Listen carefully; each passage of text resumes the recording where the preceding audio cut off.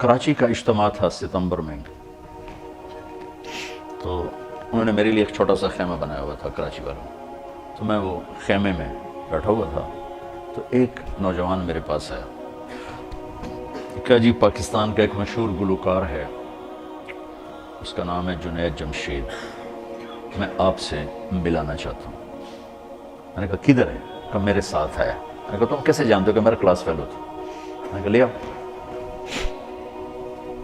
تو وہ اس کو جب لے کر آیا تو اس نے چہرہ چھپایا ہوا تھا، مجمع کی وجہ سے شاید چہرہ پورا سے چھپایا ہوا، میرے سامنے آ کے بیٹھا اور یوں کھولا تو وہ وہی نوجوان جس کو میں نے اسکرین پر ناچتے دیکھا تھا۔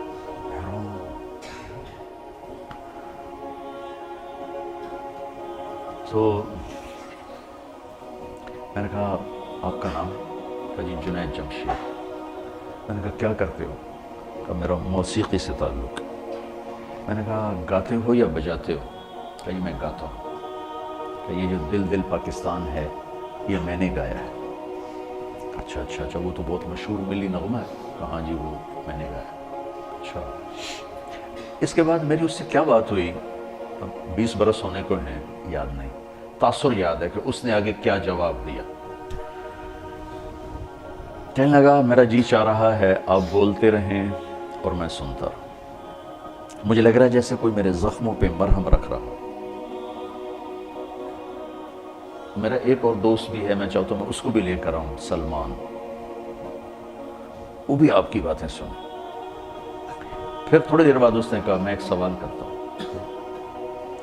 ایک پاکستانی نوجوان جس گلیمر کو، گلیمر کہتے ہیں رعنائی، عیاشی، دنیا کی موج میلہ، جس موج میلے کو ایک پاکستانی نوجوان خواب میں دیکھتا ہے وہ مجھے حقیقت میں حاصل ہے میرے پاس، لیکن اس کے باوجود میرے یہاں اندھیرا ہے۔ کیا یہ میرے یہاں اندھیرا ہے؟ یہ دل خالی ہے۔ مجھے یوں لگتا ہے میں وہ کشتی ہوں جس کا کوئی ساحل نہیں، جس کا کوئی گھاٹ نہیں، بے منزل مسافر ہوں۔ اچھا بے منزل مسافر، یہ ایسا کیوں ہے؟ میری تو ہر خواہش پوری۔ میں نے کہا اللہ تعالیٰ نے انسان کو دو چیزوں سے بنایا ہے، ایک جسم ہے ایک روح ہے، ان دونوں کی ضروریات الگ الگ ہیں۔ جس کی ضرورت پوری نہیں ہوگی وہ فریاد کرے گا۔ جسم کو روٹی چاہیے، پانی چاہیے، ضروریات زندگی چاہیے، ان میں سے جو چیز بھی اس کو نہیں ملے گی وہ فریاد کرے گا۔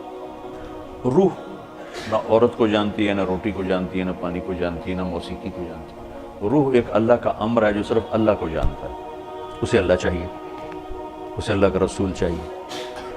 تو جسم کو روٹی نہ ملے تو وہ پریشان ہوتا ہے، روح کو جب اللہ اس کا رسول کا تعلق نہیں ملتا تو وہ پریشان ہوتی ہے، پھر وہ پریشانی ویرانی بن کر جسم پہ طاری ہوتی ہے۔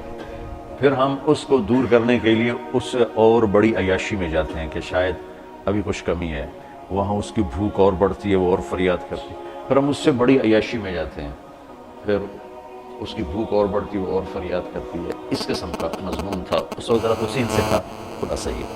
اور میں نے کہا اس کی مثال ایسے کہ درد ہو اس گھٹنے میں اور دوا لگے اس گھٹنے میں تو دوا بھی جا رہا ہے اور درد بھی نہیں جا رہا۔ دوا لگ رہا ہے، درد نہیں جا رہا، کیوں؟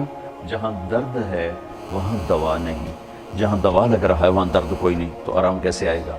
تو یہ بے چینی کرب یہ تو روح میں ہے اور ہم اسے دور کرنا چاہتے ہیں۔ جسم کی ضرور موسیقی، کھانا پینا، 5 اسٹار ہوٹل، گلیمر، موج میلہ، پروٹوکول، یہ تو سب جسم کی چیزیں، روح کو ان سے کیا سروکار؟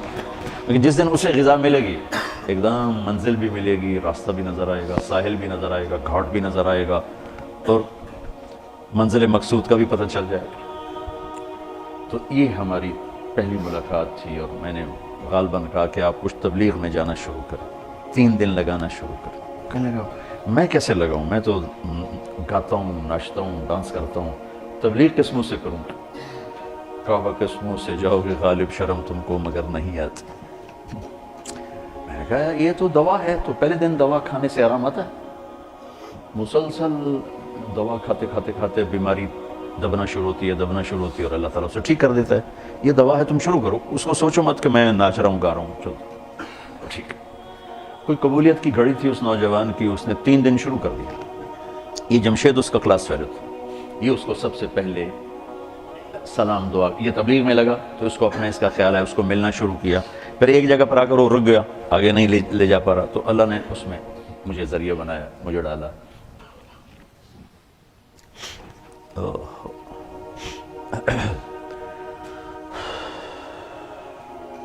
نومبر 1997 میں 4 مہینے کے لیے میری تشکیل ہو گیا امریکہ. مستورات کی جماعت، میں اور اہلیہ اور لاہور کی جماعت تھی. میں لاس اینجلس میں تھا تو میں نے اسے فون کیا. تو اس زمانے میں یہ CLI پر نمبر نہیں آتا تھا، تو اور یہ انہوں نے موبائل فون یہاں اتنے تھے بھی نہیں، دوسرے فون تھے. تو میں نے اس کا فون نمبر لے لیا تھا، تو میں نے اسے لاس اینجلس سے فون کیا.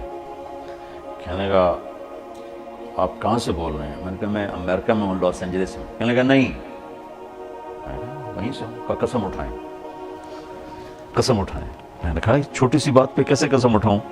کہا نہیں بہت بڑی بات ہے. میں نے کہا کیوں؟ میں ساری دنیا پھرتا ہوں، کبھی اپنی بیوی کو فون نہیں کیا، اب مجھے فون کیسے کر رہا ہوں؟ میں نے کہا یار تم سے محبت ہو گئی تھی اس لیے فون کر رہا ہوں. بس اس ایک فون نے نا اس کے دل میں میری محبت ڈالی. میں جب یہ حج پہ جاتا ہوں میرا 60-70 ہزار روپیہ صرف فون کا بل ہوتا ہے. 3000 تقریباً ریال میرا ہر سفر میں 15-20 دن میں میرا فون کا ہوتا ہے کہ میں ایسے ہی فون کرتا رہتا ہوں. وہاں کا فون وہ ہزاروں بیانوں سے بڑھ کر ہوتا ہے. بیان تو چھوٹی سی چیز. مولانا صاحب رحمۃ اللہ علیہ فرمایا کرتے تھے کہ تبلیغ میں بیان کا اتنا ہی حصہ ہے جتنا جسم میں زبان کا. 6 فٹ کے جسم میں 5 فٹ 10 انچ 8 انچ کے جسم میں 2 انچ کی زبان ہے. اتنا ہی تبلیغ میں زبان کا حصہ ہے، بول کا بیان کا. مطلب لوگوں کو دل لینے کے لیے پتہ نہیں کیا کیا جتن ہے. تو اس پر اتنا اثر ہوا اس بات کا کہ انہوں نے مجھے امریکہ سے فون کیا. تو پھر میں اسے پورے سفر میں فون ملاتا رہا، اب یہاں ہوں، اب یہاں ہوں، اب کیا حال ہے، اب کیا حال ہے. تو اللہ نے اس کے دل میں میری محبت ڈال دی. پھر وہ چلے کے لیے نکلا. پہلے اس نے چلے لگایا، 3 چلے نے چلے لگایا. ریونڈ آیا، ملا، میں نے بڑا پروٹوکول دیا، بہت پیار محبت ہنسا کھیڑا. تو کرتے کرتے کرتے کرتے اس نے 3 چلے لگا لی. 3 چلے کے لیے نکل پڑا. یہ غالباً 2001 یا 2 اس کا مجھے پورا یاد نہیں ہے. تو اس وقت یہ 3 چلے کے لیے نکلا. تو اس نے مجھے بالا کوٹ سے فون کیا کہ مولانا میں اس وقت بالا کوٹ کی ایک پرانی مسجد ہے، اس میں ہماری جماعت ہے. باہر فرش ٹوٹا ہوا ہے، اس پر ایک پھٹی ہوئی چٹائی ہے، اس پر میں لیٹا ہوا آپ کو فون کر رہا ہوں. اور جس سکون چین کو میں 5 اسٹار ہوٹلوں میں ڈھونڈتا تھا وہ مجھے یہاں اس ٹوٹی ہوئی مسجد اور پھٹی ہوئی چٹائی پہ مل چکا ہے. مجھے یوں لگ رہا ہے میں ہوا میں اڑ جاؤں گا. بعین ہی اس کے یہ الفاظ. تو میں نے کیا جواب دیا یاد نہیں، لیکن غالباً میں نے یہی کہا کہ اب روح تک اس کی غذا پہنچ گئی تو موج ہو گئی. یہ اس نوجوان کا ابتدائی سفر تھا. اس کا ماضی کیا تھا؟ گلیمر کی دنیا میں، شوبز کی دنیا میں اتنا بڑا موسیقی میں سٹار آج تک نہیں پاکستان میں نہیں آیا. پاکستان میں کوئی نہیں آیا. اتنا بڑا نام کسی نے نہیں بنایا نہ کمایا. میں آپ کے استادوں کو بھی بتا رہا تھا، لندن میں ہر سال ایک میلہ لگتا ہے جس میں پوری دنیا کے بڑے فنکار، بڑے جواد وسیم جیسے نہیں، بڑے فنکار بلائے جاتے ہیں. اور اس میں جو پھر وہ ریٹنگ لیتے رہتے ہیں سارے ملکوں سے. پورے دنیا میں ٹاپ لیول کا جو سٹار ہوتا ہے اس کے لیے خیمہ درمیان میں نصب کیا جاتا ہے اور اس پر اس کا سپر سٹار فلاں یہ ہوتا ہے. اور باقی خیمے چھوٹے چاروں طرف ہوتے ہیں. رہتے وہ ہوٹل میں ٹھہرے ہوتے ہیں، لیکن وہ اس میلے میں نمائندگی کے لیے ان کو چند گھنٹے وہاں بٹھایا جاتا ہے. پھر لوگوں کا آنا، پھر باقی گانا بجانا، یہ سب کا. میں جب پہلی دفعہ وہاں انوائٹ ہوا، مدعو کیا گیا، تو میرا خیمہ لگا ہوا تھا. تو بیچ میں جو خیمہ تھا سپر سٹار وہ امیتابھ بچن تھا. اور سپر سٹار امیتابھ بچن. مجھے خیال آیا کہ میرا نام بھی کبھی آ سکتا ہے. تو میں نے خود ہی کہا کہ نہیں، تیری یہ اوقات نہیں کہ تیرا نام یہاں آئے. پھر 4 سال کے بعد میں جب اس میلے میں گیا تو میں دیکھ کے حیران ہوا کہ بالکل درمیان میں سپر سٹار جنید جمشید، وہ خیمہ میرے نام کا، یہ بلندی کی انتہا ہے، یہاں سے وہ چٹائی پر آیا، معمولی سفر میں، آج سارا ملک رو رہا ہے۔ اور اب آج صبح ہی ایک بچی نے کینیڈا سے فون کر کے مجھے رلا دیا، میں تو پہلی 4 دن سے رو رہا ہوں، تو اس نے پھر مجھے رلا دیا۔ میں نے ایسا غم کسی کی موت پہ نہیں دیکھا۔ میں 46 سال ہو گئے تبلیغ میں، بڑی بڑی مذہبی شخصیات گئیں، سیاسی دنیاوی شخصیات گئیں، کسی کے رونے پر اس طرح عوام، چھوٹے بڑے، مرد عورت، مالدار غریب فقیر، سندھی بلوچی بروئی پٹھان پنجابی، میں نے کسی کو ایسے روتا نہیں دیکھا جیسے اس کی موت پر دنیا روئی ہے، روئے جا رہی۔ یہ وہ اعزاز ہے جہاں سے وہ چھوڑ کے آیا تھا۔ ابراہیم بن ادم رحمۃ اللہ علیہ جب حکومت چھوڑ کے جنگل کی راہ لی تو وہاں ایک درویش پہلے بھی اللہ اللہ کر رہا تھا، اس کو غیب سے کھانا آتا تھا، ان کا کھانا آیا تو انہوں نے ان کو دعوت دی کہ آئیے کھائیے، تو انہوں نے کہا نہیں آپ کھائیں، مجھے بھوک نہیں۔ انہوں نے اپنا کھا لیا، 2 روٹی اور کچھ ساتھ ترکاری۔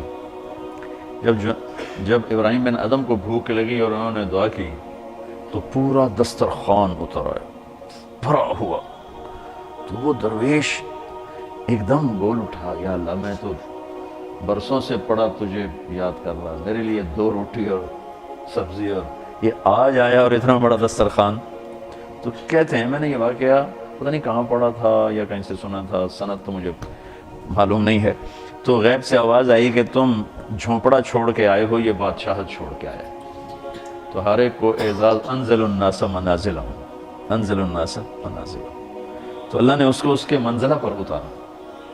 واللہ میں نے ایسا سوگ، ایسا ماتم، ایسا رونا میں نے نہیں دیکھا۔ جنہوں نے کبھی اس کو دیکھا بھی نہیں وہ بھی روئے جا رہے۔ اتنی بڑی جگہ سے نیچے آنا، تمہیں کوئی ممبر سے اتار دینا تو تم کفر کے فتوے بغاوت پہ آ جاؤ۔ کہاں سے وہ اترا ہے؟ یہ سروزہ جماعت کا امیر بدل دو نا، تو جس کو بدلو اس کو غصہ چڑھا ہوتا کہ مجھ سے امارت چھین لی۔ تبلیغ والوں نے اس کی قدر نہیں کی، مکی مسجد والوں نے اس کی تشکیلیں بند کر دیں کہ یہ تو اپنی ترتیب پہ چلتا ہے۔ میں تمہارے استادوں سے کہہ رہا تھا کہ ہاتھی کو ٹوکرے میں کوئی بٹھا سکتا ہے؟ اس کے لیے تو اس کے حساب سے دروازہ چاہیے۔ ہاتھی والوں سے دوستی ہو تو دروازے بڑے کرو، ہے نا، مثل مشہور ہے۔ بھائی آپ مسجد وار کام نہیں کر رہے، اصل میں آپ مسجد وار کام نہیں۔ 3 چلے لگنے کے بعد اب اس کو کام تو کوئی آتا نہیں، بالکل سادہ، دنیا کے لحاظ سے کچھ پتا، بہت ہی سادہ۔ جب اس نے پہلی البم بنائی نا، البم نعتوں کو وہ جو تھی، پہلی البم بنائی جلوہ جان، تو مجھ سے کہنے لگا میں نے البم بنائی ہے تو میں سوچ رہا ہوں میں اس کا نام کیا رکھوں۔ میں نے کہا کیا رکھو؟ کہ میں سوچ رہا ہوں عمل میں بالمعروف نہیں المنکر رکھوں۔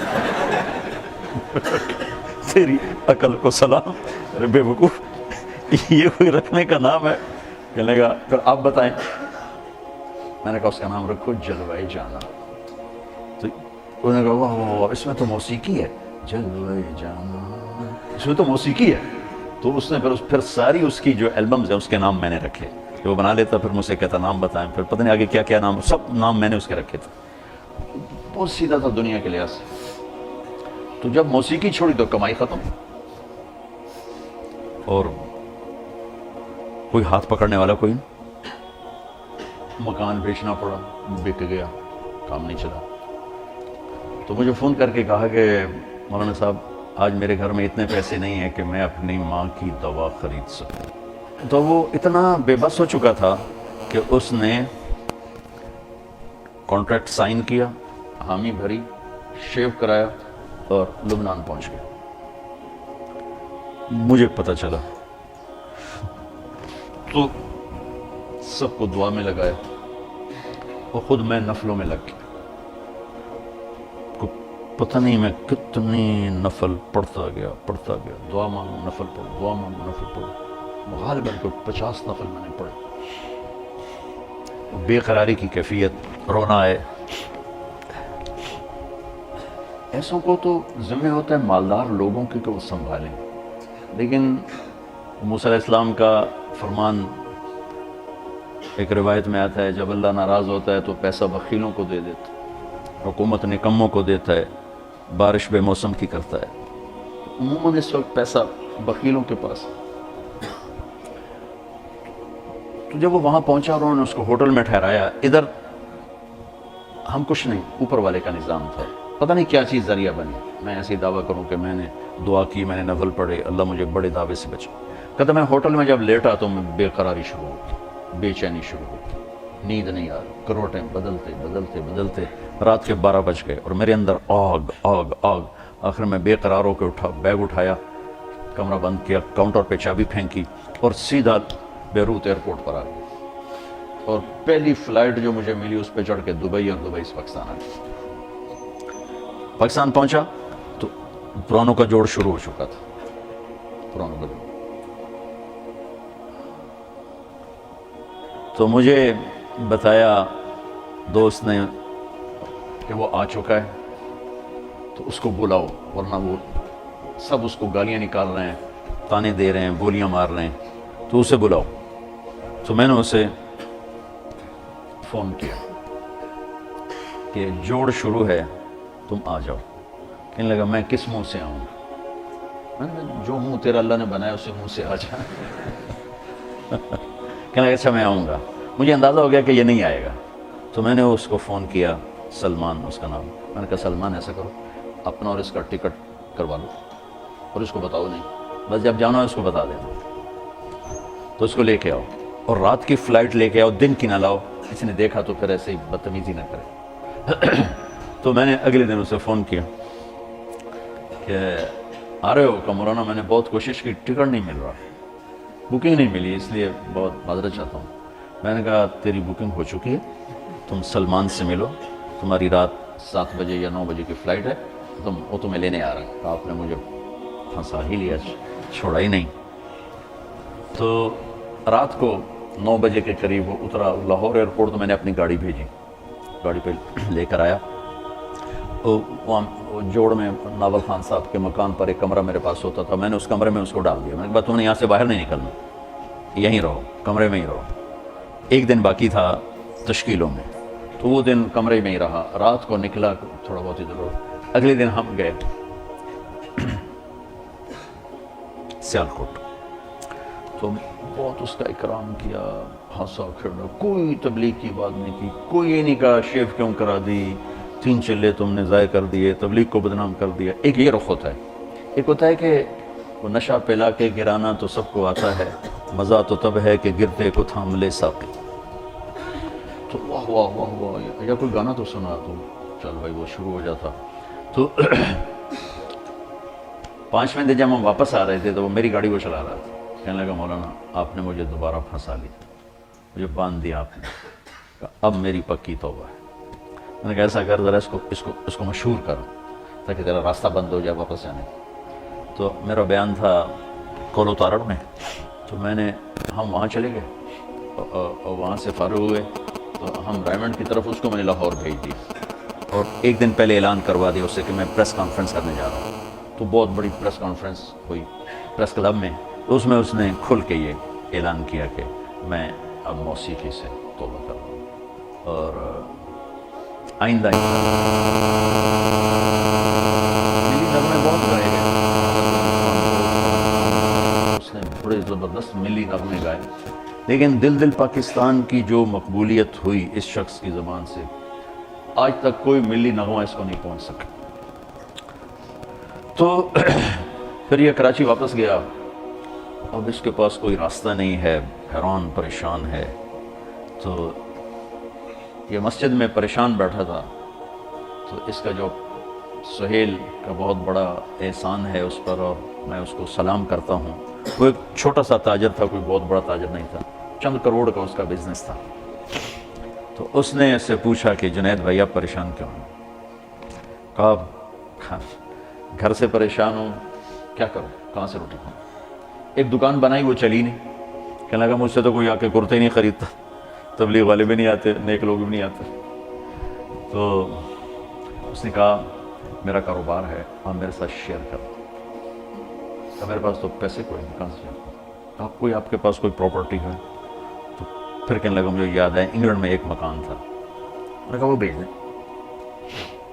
تو وہ 1,00,000 پاؤنڈ میں اس نے وہ بیچ دیا، تو 1 کروڑ 1.25 کروڑ اس کو ملا۔ تو آپ وہ مجھے دے دیں اور آپ کا 30% آپ کا، باقی میرا 70 میرا۔ تو اللہ تعالیٰ نے اس کو ہنر دیا تھا، اس کا نام تھا، تو اللہ نے جو اس کی پھر اس کی قربانی، اس نے اس کو تو کچھ پارٹنر ہو تو پھر کہتے ہیں اب یہ کام کرو، یہ ذمہ داری اٹھاؤ، اس نے اس کو فری کر دیا، اب جاؤ جو مرضی کرو، بس تیرا نام مجھے چاہیے، تو جو مرضی کر۔ تو اس وقت ان کا برانڈ پاکستان کا سب سے بڑا برانڈ بن چکا، اور حیرت کی بات ہے یہ بڑے بڑے نام والے گل احمد اور کھاڈی اور کیا کچھ، کتنی لڑکیوں کے اشتہار چھاپ رہے ہیں، پورے پاکستان کو لڑکیوں سے بھر دیا، ان کا ایک اشتہار نہیں ہوتا لڑکی کا، اور پاکستان کا سب سے بڑا برانڈ ہے، کئی سال سے ہر سال ٹرافی لے رہے ہیں، ایکسپورٹ کی ٹرافی یہ لے رہے ہیں۔ تو اس نے پھر اس کو تھاما، اور اس نے پھر اللہ نے اس کے لیے رزق کا دروازہ کھولا۔ پھر مجھے کہا کرتا تھا کہ اللہ نے مجھے موسیقی میں اتنا نہیں دیا جتنا حلال راستے سے، کہ موسیقی کا پیسہ تو اتنا بے برکت تھا، آتا تھا پتہ نہیں کہاں چلا جاتا، میں ہر وقت ہی فقرا رہتا تھا، اور اللہ تعالیٰ نے اس کا ہاتھ پکڑا اور رزق کے دروازے کھولے، ساری دنیا میں مقبولیت کے دروازے کھولے، اور پوری دنیا پھر چلہ لگانا، 7 مہینے لگے، چلے لگے، سے روزے لگانا۔ اب ہمیں یہ سلیقہ نہیں کہ جو جس مرتبے کا ہے اس کو اس کے مطابق چلائیں، یہ ہمیں سلیقہ نہیں۔ یہ میں نے مولانا سعید خان صاحب کو اپنی آنکھوں سے کرتے دیکھا تو مجھے سمجھ میں آیا، ورنہ مجھے بھی کچھ خبر نہیں تھی، ہمیں اصولوں کا۔ تو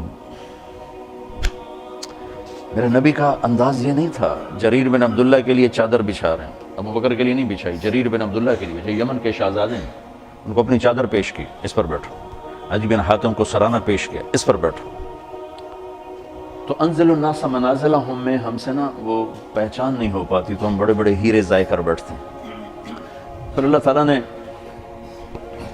اس کا جانا جلدی لکھا تھا، میں گیا جمعے کو ان کے ہاں، تو اس کی بیگم بہت رو رہی تھیں، کہہ رہی تھیں کہ مجھے آج کل کہہ رہا تھا کہ دیکھو عائشہ میرے پاس ٹائم تھوڑا ہے، جلدی کر لو بچوں کی شادیاں، اور دیکھو تم ناراض نہ ہونا، میں نے اللہ سے اس کے راستے کی شہادت مانگی ہے، تو تم پریشان نہ ہونا، میرے بعد میرے بچے تمہاری خدمت کریں گے، سہیل بھائی تمہاری ضرورتوں کا خیال رکھیں گے، میں نے اللہ سے شہادت مانگی ہے، مجھے لگتا ہے میری عمر بس 52 سال ہی ہے، 52 سال کی عمر میں انتقال۔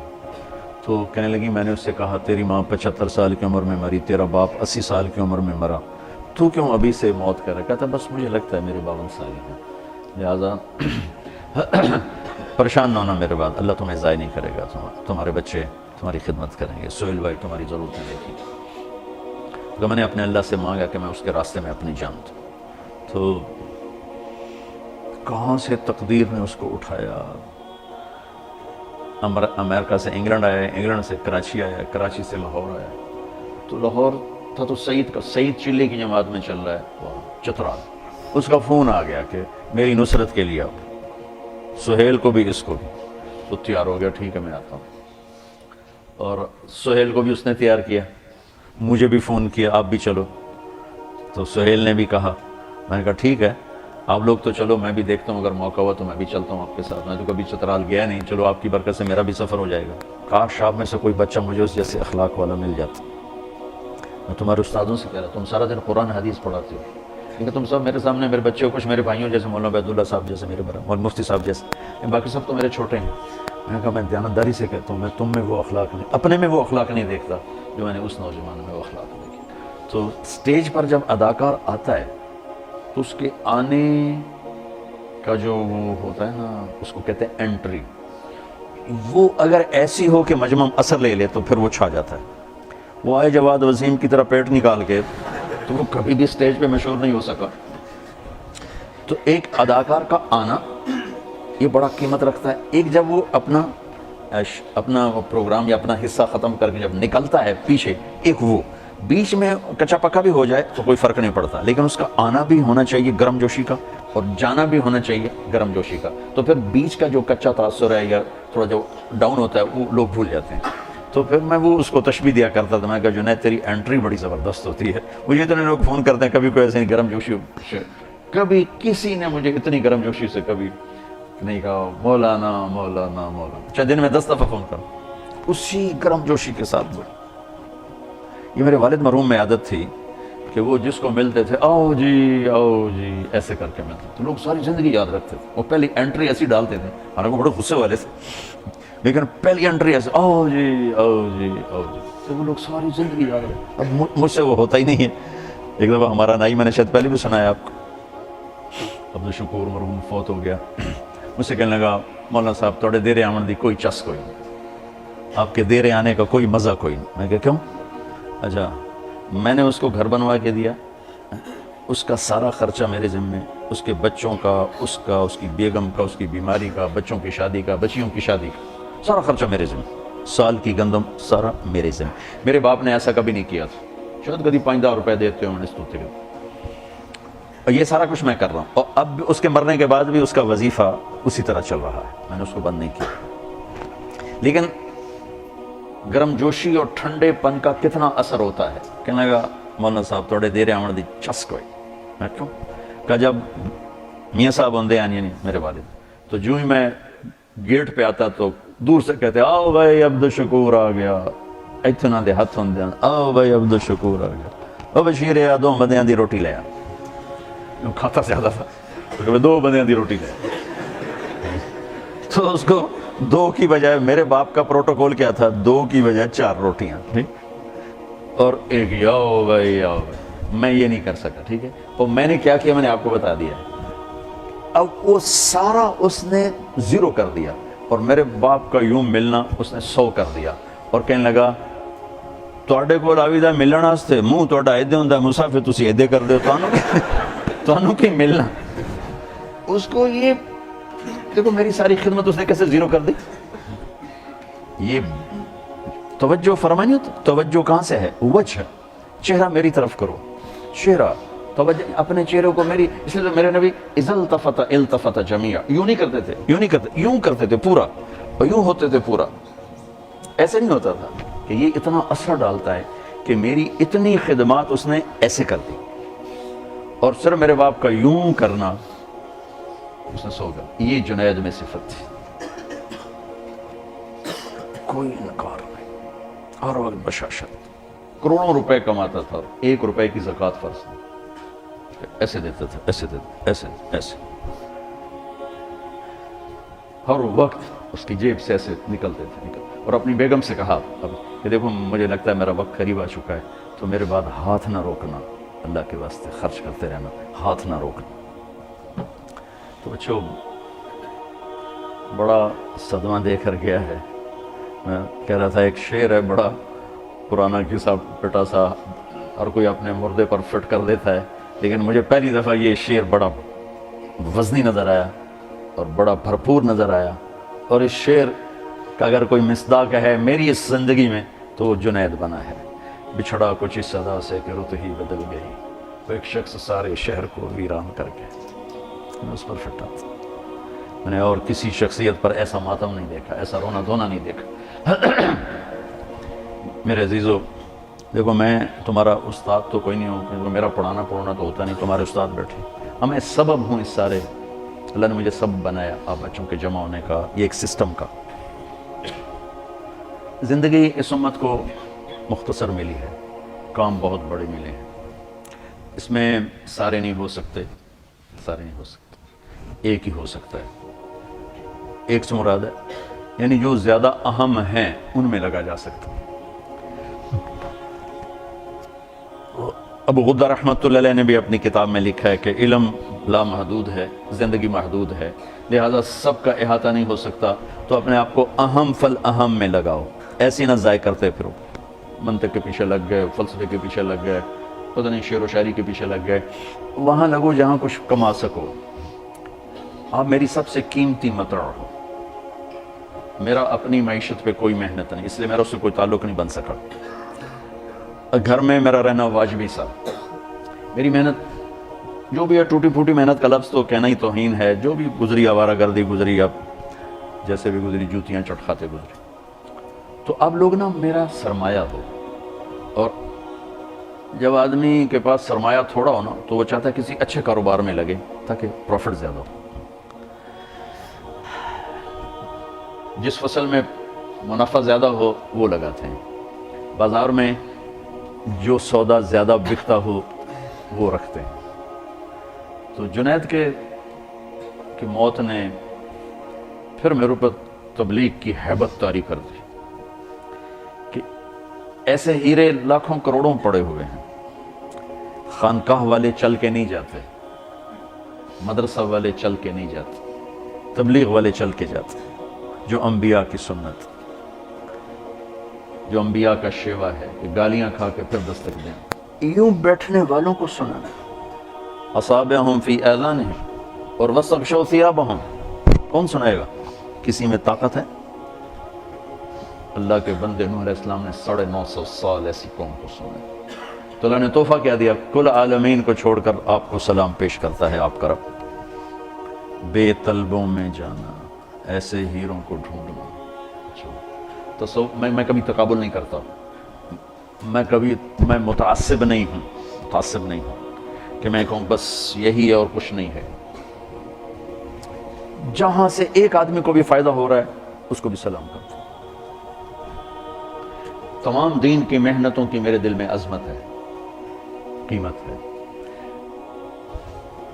مجھے کسی ایک کو اختیار کرنا ہے تاکہ مجھے بھی فائدہ ہو، تو میں اس میں لگنا چاہتا ہوں جس کا نفع مجھے دنیا اور آخرت میں زیادہ ملے، چونکہ ٹائم بھی تھوڑا ہے، عمر بھی تھوڑی، اسباب بھی تھوڑے ہیں، کام بے شمار ہیں۔ تم خالی راستے سے پتھر ہٹانے پر بھی لگ جاؤ تو اللہ اس پر بھی بہت بڑی جنت عطا فرما دے۔ ایک واقعہ یاد آیا، ایک غلام جیلانی برق مرحوم تھے، پہلے تو وہ پرویزی ٹائپ تھے، پھر مولانا زید الحسانی رحمۃ اللہ علیہ کی صحبت کی تو پہلے اللہ نے ان کو توبہ کی، توفیق بخشی، تو بہت بڑے ادیب تھے، قلم کے بادشاہ تھے۔ تو ان کی کتاب میں ایک واقعہ تھا کہ ایک شخص کسی عورت پہ عاشق ہو گیا، وہ ایک جادوگر کے پاس گیا کہ مجھے کوئی عمل کر کے دے، یہ میرے قابو میں آ جائے۔ اس نے کہا جاؤ پہلے 40 دن اللہ کی نافرمانی کرو، کوئی کام نیکی کا مت کرو حتیٰ کہ تیرا دل سیاہ ہو جائے، پھر میرا جادو اثر کرے۔ تو نفس میں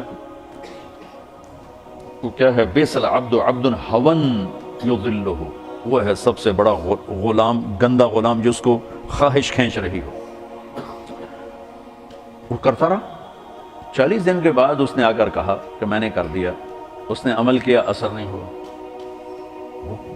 وہ کہنے لگا مجھے تو نہ خدا ہے ملا نہ وصال صنم، میرے تو دو میں گلنا گئی ہیں، تو میرے نال کی کیتا ہے؟ وہ کہنے لگا ادھر بیٹھ جا، سوچ 40 دن میں کوئی نیک کام کیا؟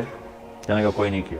کہ میں نہیں مانتا، یہ ہو ہی نہیں سکتا، تو یہاں بیٹھ سوچ، کوئی 40 دن میں نیک کام کیا؟ وہ سوچتے کہنے لگا اور تو کچھ بھی یاد نہیں، جا رہا تھا راستے میں پتھر پڑا تھا، میں نے ایک طرف کر دیا، کسی کو ٹھوکر نہ لگی۔ تو جادوگر کی ہائے نکلی کہ لعنت ہے تجھ پر کہ تو ایسے کریم رب کا نافرمان ہونا چاہتا ہے جس نے ایک چھوٹی سی نیکی پر تیرے ایمان کو سلامت رکھا۔ کہ میرا جادو چلتا ہی اس وقت ہے جب ایمان رخصت ہو جائے، تو توبہ کر اور میں کلمہ پڑھتا ہوں۔ اس لیے میری نظر میں دین کے کسی کام کی کا استخفاف نہیں، لیکن کیا فرض اور واجب برابر ہیں؟ بولو، واجب اور سنت برابر ہیں؟ سنت اور سنت غیر موقدہ برابر ہیں؟ نفل اور سنت برابر ہیں؟ تو میرے عزیزو، اس وقت جس جگہ تم طاقت لگا کے دنیا اور آخرت میں بہت بڑی کمائی کر سکتے ہو وہ تبلیغ ہے۔ اگر آپ دائیں بائیں کوئی ذکر میں چل پڑا، کوئی کتابیں لکھنے میں چل پڑا، یہ سارے میں سلام کرتا ہوں، واللہ میں میرے دل میں کسی کی کمی نہیں، یہ کل علی خیر، کل علی خیر۔ تو میں چاہتا ہوں اپنی طاقت تبلیغ میں لگاؤ، تبلیغ میں لگاؤ، تبلیغ میں لگاؤ۔ اور خاص طور پر یہ جو زمانہ تعلیم ہے، اس میں تو ہمارے اکابر طلبہ کو بیعت نہیں کرتے تھے، طلبہ کو ذکر نہیں دیتے تھے کہ تمہاری توجہ بٹ جائے گی۔ اور آج کل کا تو تمہاری وہ استعدادیں ظرفی بہت تھوڑے ہیں، شاید 2-4 دن کے بعد تم اپنے آپ کو خود ہی خلیفہ بنا کے بیٹھ جاؤ، اس کا بھی ڈر ہے۔ اور آج کل جو خلافت بٹ رہی ہے، میں درد سے کہہ رہا ہوں، کوئی تنقیدیں میرے اپنے ہیں، لیکن آج جو خلافت بٹ رہی ہے آنسوؤں کے سوا میں کچھ نہیں کر سکتا۔ تو دیکھو میں ہاتھ جوڑتا ہوں، اپنی طاقت کو تبلیغ میں لگاؤ۔ مجھے پتہ ہے ہر پھول کی قسمت میں کہاں ناز عروسہ، کچھ پھول تو کھلتے ہیں مزاروں کے لیے، ہر کلی پھول نہیں بنتی اور ہر دانہ درخت نہیں بنتا، چاہے مالی سارا زور لگا دے۔ مالی دا کم پانی لانا بھر بھر مشکاں پاوے، مالک دا کم پھل پھل لانا لاوے یا نہ لاوے۔ آہا کیا ہے، میاں محمد بخش جیسا شاعر پنجابی میں کوئی نہیں گزرا، اردو میں اقبال جیسا شاعر کوئی نہیں گزرا، اور پنجابی میں میاں محمد بخش جیسا شاعر کوئی نہیں گزرا۔ یہ وہ ارشاد فرما رہے ہیں، مالی دا کم پانی لانا بھر بھر مشکاں پاوے، مالک دا کم پھل پھل لانا لاوے یا نہ لاوے۔ میری تو تمنا ہے، ہم جب بیج ڈالتے ہیں تو ہماری تمنا ہوتی ہے ہر دانہ درخت بن کے نکلے اور ہر پودا پھلدار ہو کے نکلے، لیکن ایسا نہیں ہوتا۔ تمنا میری ضرورت تم تو ہوئی تھوڑے سے کہ تم میں سے ہر ایک کے اندر پوری دنیا کے انسانوں تک اللہ کا پیغام پہنچانے کا جذبہ۔ جب تم یہاں سے فارغ ہو جاؤ، چاہے تم کتابیں لکھو، دارالفتاح میں بیٹھو، تم کسی خانقاہ میں بیٹھو، یہ سب کل علی خیر میں نے پہلے کہہ دیا ہے، لیکن میں نے اپنی وجہ ترجیح بتا دی ہے کہ اگر اپنی طاقتوں کو تبلیغ میں کھپاؤ گے تو آپ کو اس کا بہت بڑا نفع واپس آئے گا۔ اس میں جنید جیسے ہیرے کتنے دریافت ہوں گے۔ تبلیغ کا کام طوائفوں کے کوٹھوں تک پہنچا،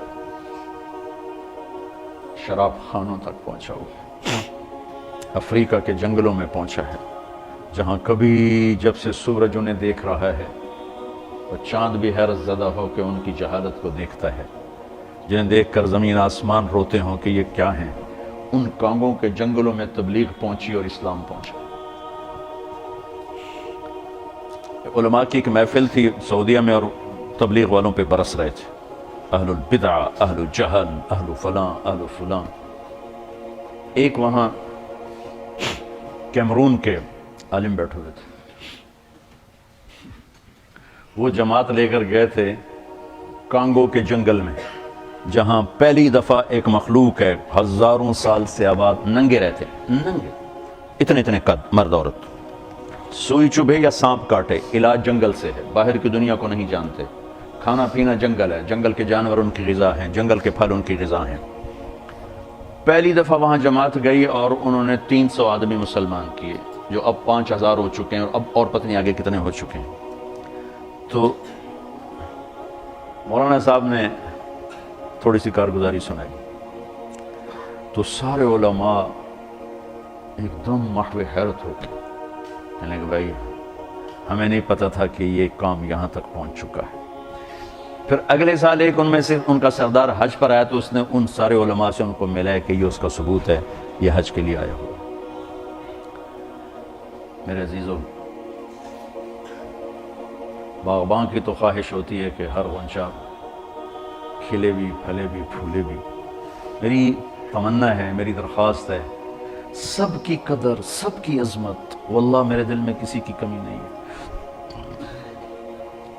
اس تھوڑی سی زندگی میں وہ کروں جس کا نفع زیادہ ملے۔ تھوڑا سرمایہ والا اپنے سرمایہ کو ضائع کرنے سے ڈرتا ہے کہ کہیں کھو نہ بیٹھو، تو اس امت کو زندگی کا سرمایہ تھوڑا ملا ہے، وہاں لگاؤ جہاں اس کی واپسی بہت زیادہ ہو۔ وہ اس وقت تبلیغ میدان میں چہار دانگ اس کی خوشبو ہے۔ تو مجھے اللہ نے اس قافلے کے ساتھ جوڑے رکھا۔ آپ بچوں سے بھی یہی چاہتا ہوں، نہ آپ کا علم پختہ ہے، نہ صحبت پختہ ہے، نہ تجربہ ہے، تو 2-4 کتابیں پڑھ کے اپنی رائے قائم مت کرو، نہ کہیں کھڈے میں گر جاؤ گے۔ ہم آپ کو زبردستی تو نہیں کر سکتے، لیکن اپنے دلوں کے دروازے ہماری آواز کے لیے کھلے رکھو، اپنے دماغ کے ریشوں کو ہماری بات کے لیے کھلا رکھو، کل آپ اس کا نفع اٹھاؤ۔ میں نے اپنے بڑوں کی ہر ناگواری کو برداشت کیا اور کبھی اعتراض نہیں پیدا ہونے دیا۔ ٹھیک اللہ مجھے اس کا نفع دے رہا ہے، اللہ مجھے اس کا نفع دکھا رہا ہے۔ تو تم مجتہد نہ بنو بچوں، خود اپنی رائے قائم نہ کرو، یہ ہے اور یہ ہے، ہمارے پاس تو پھر ویسے ہم نے نصاب چھوٹا کر دیا ہے، یہ 8 سال والوں کو 7 سال کر دیا، 7 سالوں کو 6 سال کر دیا، تو اب 3 جگہ تم تقسیم نہیں ہو سکتے ہو، لہذا یا تعلیم میں لگو یا تبلیغ میں لگو، جب فارغ ہو جاؤ پھر جو تمہاری جی میں آئے، چاہے جو مرضی کرنا. مجھے 8 سلسلوں میں خلافت حاصل ہے. 8 یہاں 4 ہیں نا, چشتیہ, قادریہ, سہروردیہ, نقشبند. مجھے 8 سلسلوں میں 4 جو ان کو مجھے نام بھی نہیں آتا. خلیفہ غلام احمد صاحب رحمۃ اللہ علیہ کا پیغام آیا. نقشبندی سلسلے کی بہت بڑی شخصیت, اور حضرت لاہوری رحمۃ اللہ علیہ سے بھی خلافت تھی. ڈیرہ اسماعیل خان سے پیدل لاہور جاتے تھے اپنے شیخ کو ملنے کے لیے. ڈیرہ اسماعیل خان سے پیدل 104 سال کی عمر میں وفات پائی. تو ان کا پیغام آیا کہ مجھ سے آ کے ملو. میں لاہور میں تھا, میں رائمنڈ تھا, وہ لاہور تھے. اجتماع تھا تو میں نے نظر انداز کر دیا. تو پھر ان کے کا پیغام ہے مجھ سے آ کے ملو, میں نے پھر نظر انداز کر دیا. میں کہا حضرت مجھے تو تصوف کے لبے کا نہیں پتہ. کہا بس میں نے آپ کو دینی ہے. پھر ادھر انگلی رکھ کے پتہ نہیں کیا کیا, پھر ادھر کچھ کیا, سوراخ ہوا کہ نہیں ہوا یہ تو اللہ رسول جانے. پھر انہوں نے میری خلافت لکھوائی. 4 جو یہاں معروف ہیں, 4 اور جو میں نے پہلی دفعہ ہی سنے ہیں, پتہ ان کے نام کیا کہ کہیں وہ پرچہ پڑا ہوگا, میں نے سنبھال کے رکھا ہوا تو تھا, لیکن وہ میں ایسے مجہول سا ہوں اپنی چیزوں کے بارے میں. تو 8 سلسلوں میں مجھے خلافت دی. لیکن میں تمہیں دیانتداری سے کہہ رہا ہوں, تمہارا فائدہ تبلیغ میں لگنے میں.